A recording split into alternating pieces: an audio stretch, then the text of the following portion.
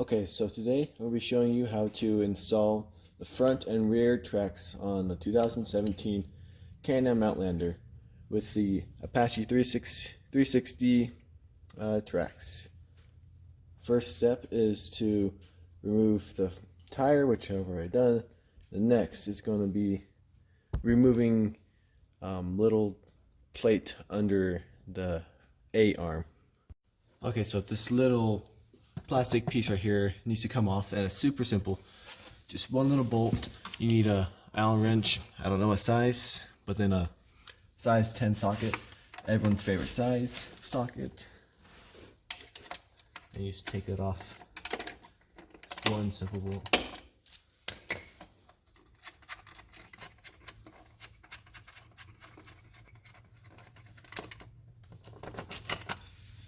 And then this plastic thing just pops off.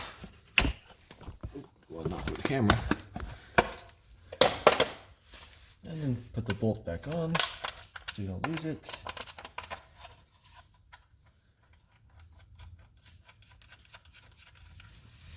And then toss it with your tires because you won't need it until you put the tires back on. So now that that's off, now the track is ready to go on. So I'm going to reposition the camera again. Okay, so putting the track on is simple. It's just like putting a tire on, but a few extra things.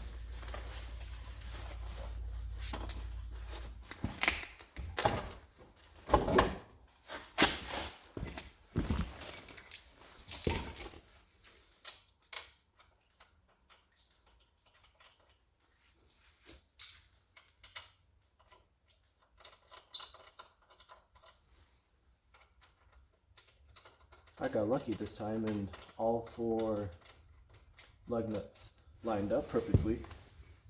Sometimes it doesn't like to play nice and makes you work for it a little extra harder by spinning the track so that you can get to these 2 and the one that hides under here, because sometimes this plastic thing covers them, doesn't allow you to put the lug nuts back on. And for this one, you need a extender to get through the hole. You just put it on like you're putting a tire on.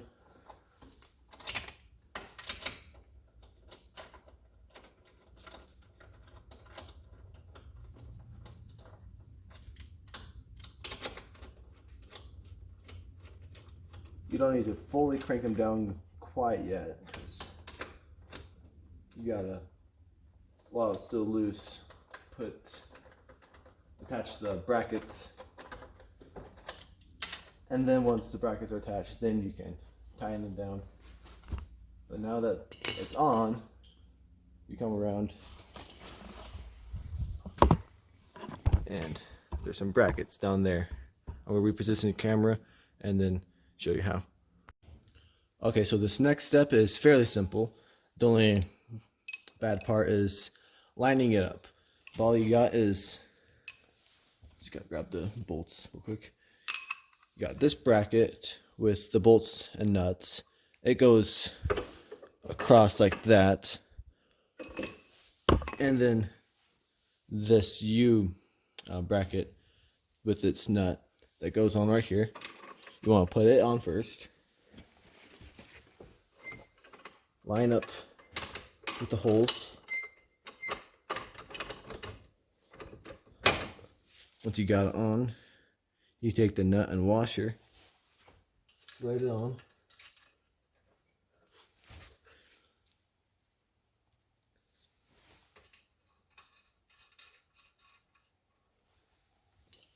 And then tighten them down just a little bit, not all the way yet, because a little bit of play is helpful when attaching the next bracket. But you just want to tighten it down just enough so that they don't come loose while you're messing with it and fall off. But yeah, next step is this bracket. This is the worst one in my opinion, but it's not horrible sometimes. Sometimes it plays nice, sometimes it doesn't.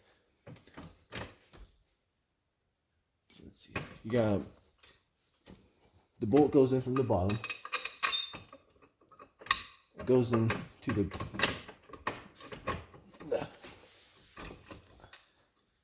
now it's hard because you have to somehow compress this up towards the A-arm. While compressing it, you also have to thread the nut on. It's hard with only two hands, so it's helpful if you have someone can help you.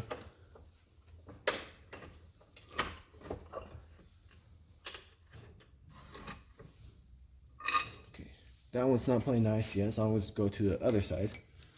Sometimes starting from the back makes it a little bit easier.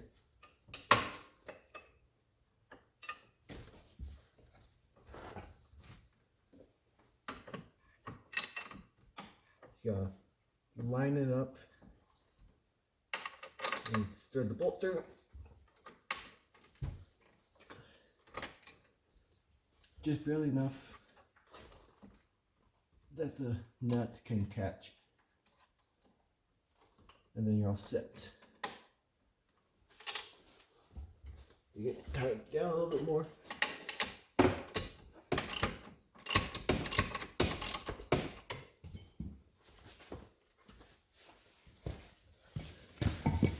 And that should make it a little easier for this one.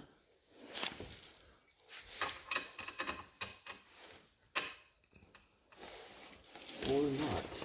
It's not want to play nice still. If it doesn't want to go in nicely, you can find a way to get a C-clamp in there to compress it for you. Let's see, how do I do this on the other one?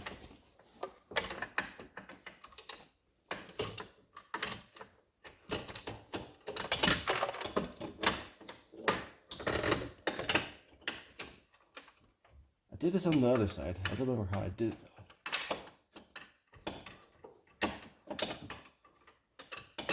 It's my first time trying to use a C-clamp. Other times I've somehow managed to compress it and put the bolt on. Not this time. I've had to resort to using a clamp for assistance, but I can't get it in there for some reason.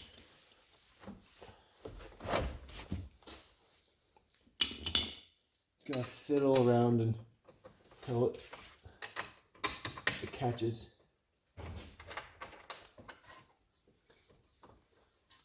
Takes a little bit, but you eventually get it.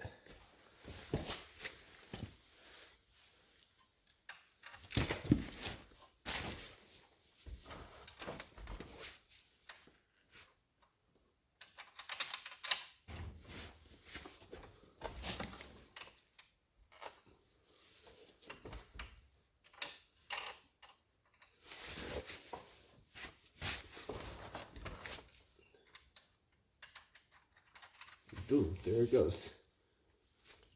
Tying it down.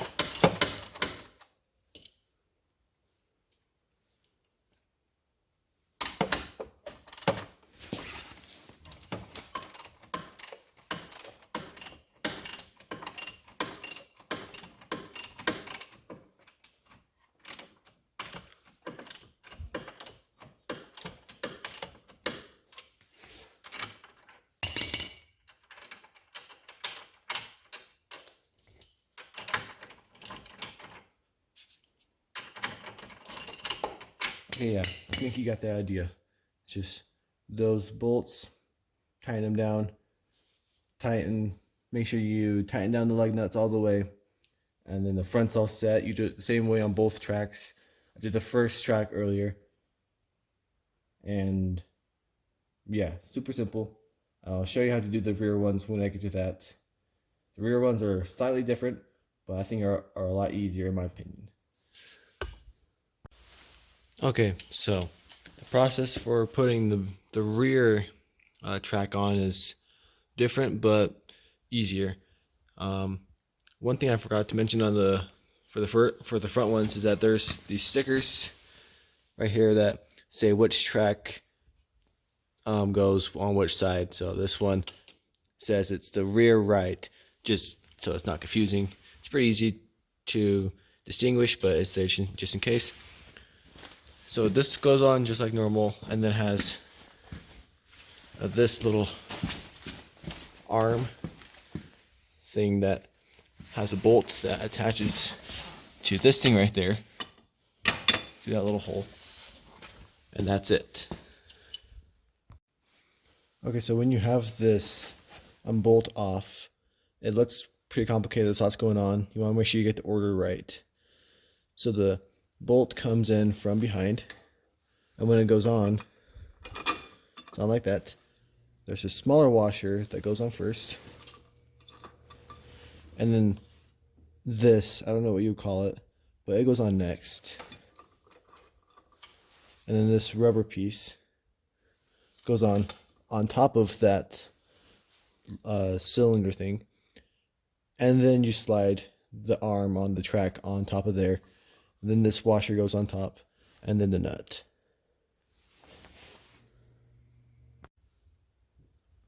Okay, so a problem that frequently happens is when you're trying to put the lug nuts on, they don't line up with this plastic thing. The plastic thing doesn't allow for them to get on. I was only able to get these two on with how it was situated. When doing the front ones, if it doesn't line up, then you're able to just twist the whole hub and track to make it line up. But with the rear ones, it's harder, especially if it's in park or in a gear. You could just put a neutral and spin it, or you could just turn it on, make sure it's in rear-wheel drive, not four-wheel, and then you can gas it a little bit to make it spin just a little bit to where it lines up. So I'll show you how to do that real quick.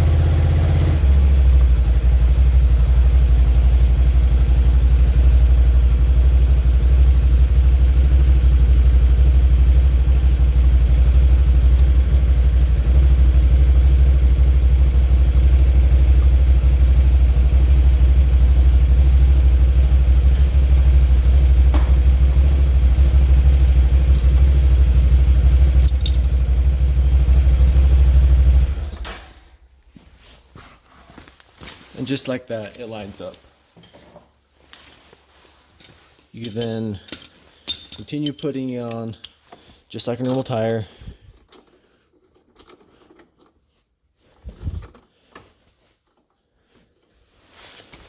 And again, you're going to need some kind of extension to be able to reach into here.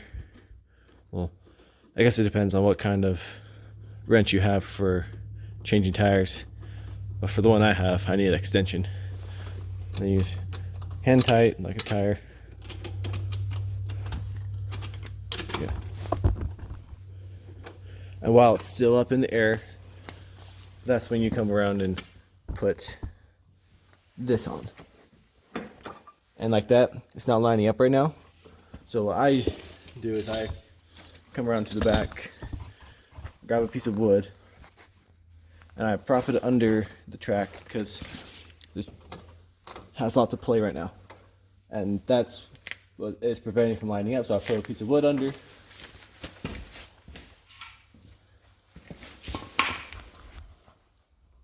I'll adjust the camera a little bit so you can see what I mean.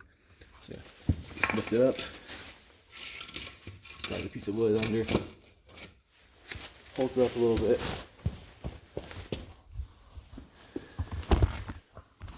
And it takes a little bit of adjusting sometimes, but you'll find this sweet spot.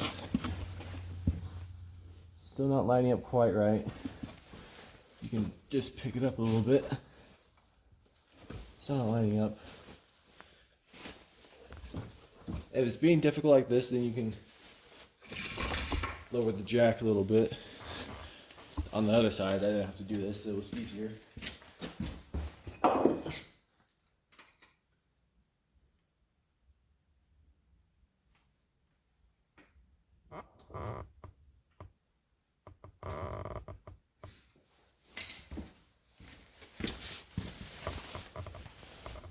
Okay. Oh, that's why I forgot the jack stand in here.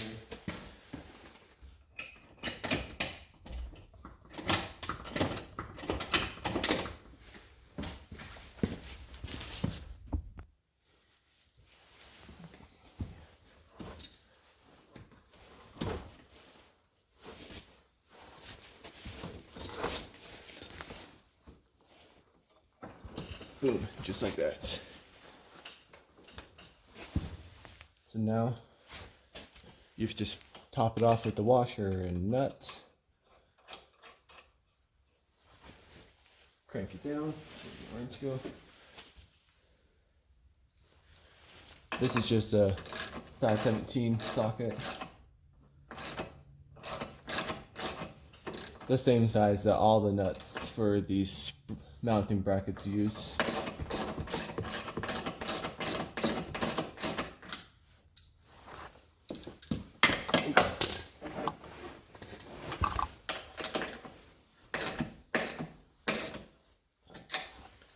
And this nut also likes to get loose sometimes. Oh, you can't see. There's just...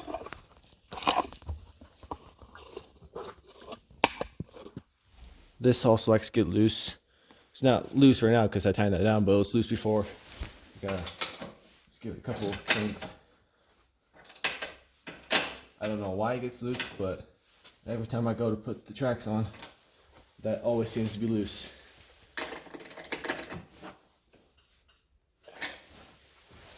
Crank it down, and yeah, it's that simple. The rear ones are a lot simpler than the front ones. And that's everything to it. That's how you install the front and rear tracks on a CanAm Outlander with the Apache 360 track kit. And yeah.